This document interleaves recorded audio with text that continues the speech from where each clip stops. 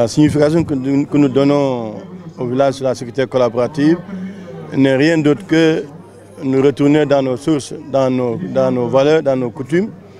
que dans un village, tout le monde est de la même famille, d'un même père et d'une mère.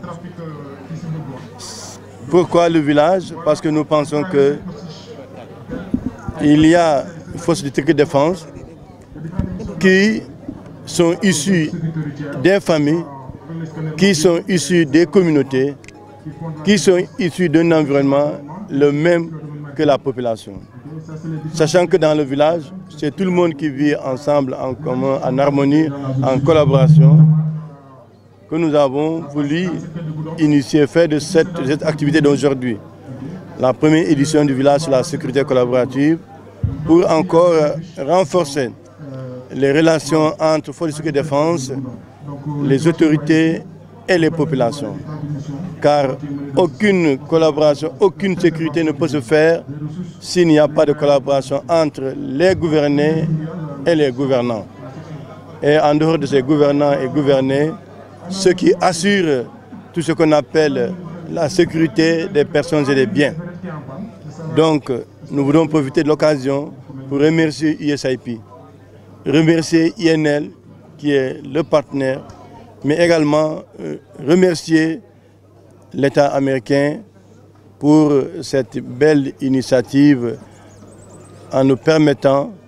depuis 2019, de travailler sur ce qu'on appelle la sécurité collaborative, qui n'est rien d'autre que améliorer les relations entre forces de défense et les populations, améliorer la communication, mais amener la population à comprendre quels sont les rôles et missions des FDS, mais également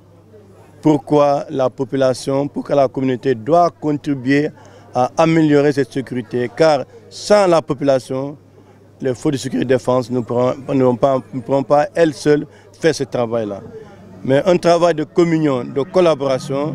permet aujourd'hui d'améliorer la sécurité et de faciliter l'intervention des forces de sécurité s'il y a un problème.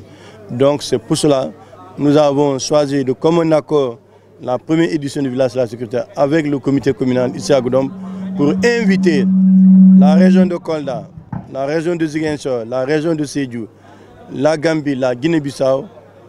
inviter les FDS. Et je profite de l'occasion pour remercier les différentes hautes autorités de l'armée, de la gendarmerie, des eaux et forêts,